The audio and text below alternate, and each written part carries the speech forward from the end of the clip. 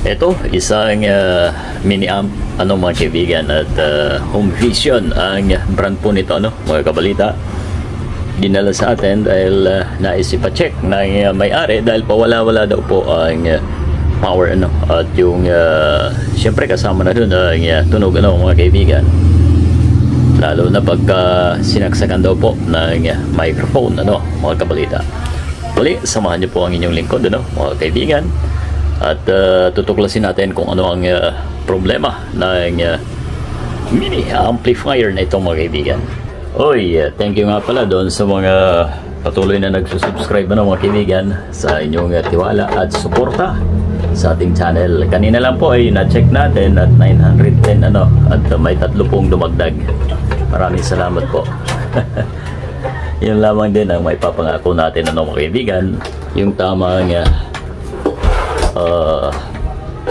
proseso ng paggawa, mga kaibigan, na step by step, kahit paano, kahit hindi tayo masyadong magaling, ay maibahagi po natin sa inyo yung mga idea, alright.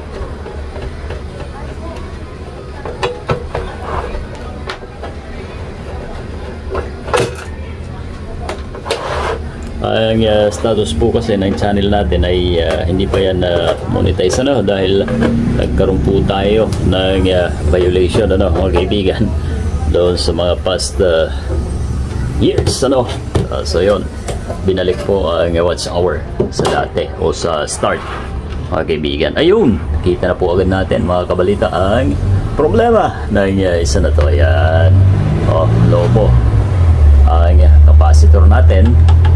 So dyan tayo sa start ng troubleshoot, mga kaibigan.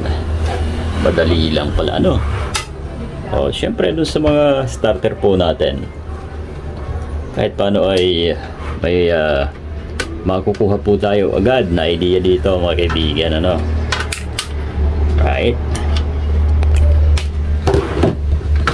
Yan, power supply po pala ang may problema, kaya nawawala ang power pagka niludan po nila o pinatugtog, mga kaibigan. Yung 12 volts po to supply sa ating ampli, kasi pwede po dito ang battery, may DC 12 volts na input, mga kaibigan. Magandang klase din naman. Ayan, bungkalin na natin at huwag nang patagalin ito. Isang capacitor lamang yan.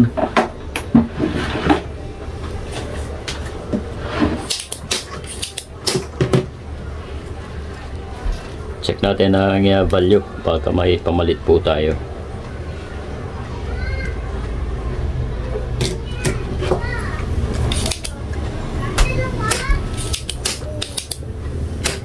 Yan.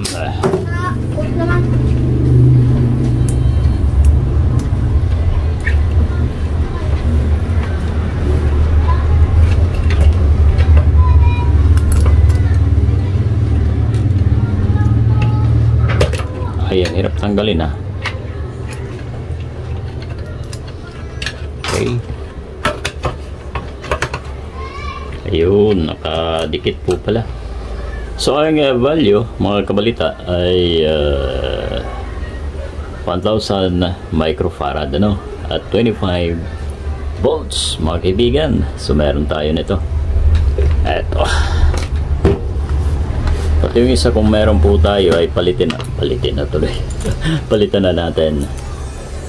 Eto. 470 lang to, guys. Mababa ang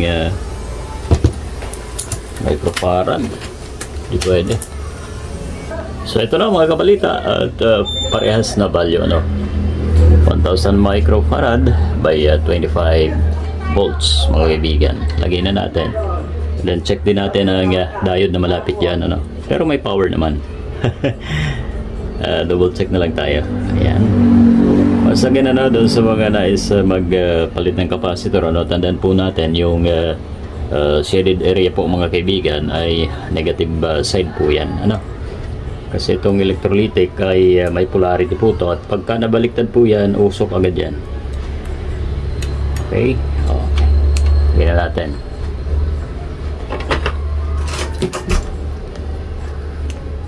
Hihinang. Pagkatapos ay pwede na tayo mag-test, ano? Ayun.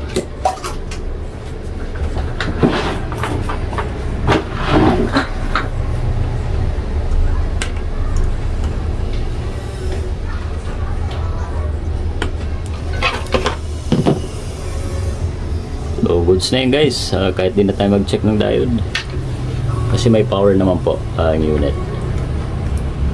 Alright. Ilagay na natin agad.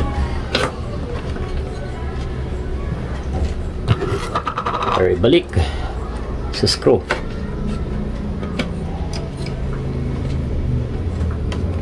So yun ano. Siyempre sa una po talaga isa-sight muna natin ang ating ginagawa bago tayo sagawa ng anumang unang move, ano mga kaibigan.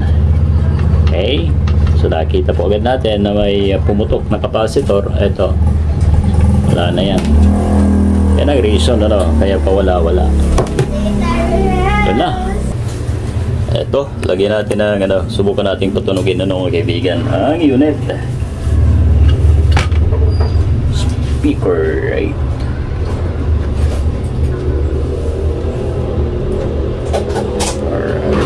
Okay na. Check natin ulit. Lagyan natin sa ano, tuner. Ayan na. Once again, dating may power po siya, no, mga kaibigan. At lipat natin ang input. Luto tayo, no. Ayan. Ayan, program natin muna ang tuner. Hindi yata ginagamit ng may-ari, ano. Ayan. Takpan na natin to at wala tayong nakuha dito.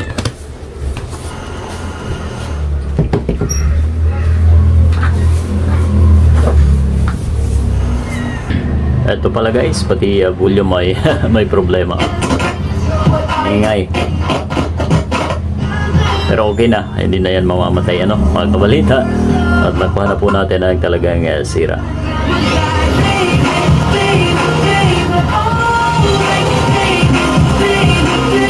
So yan po ang ating ibinahagi sa inyo, ano, mga kaibigan. Papalitan ko na lamang po ang volume, pero hindi na natin sasali sa ating vlog na ito. Thank you, and ayan, once again, salamat po sa patuloy na nagtitiwala po, ano, sa mga bagong subscriber po natin sa ating YT. At likewise dun sa ating Facebook, ano, mga kaibigan. Thank you, and pagpalain po tayo ng ating pong may kapal, ano, mga kaibigan.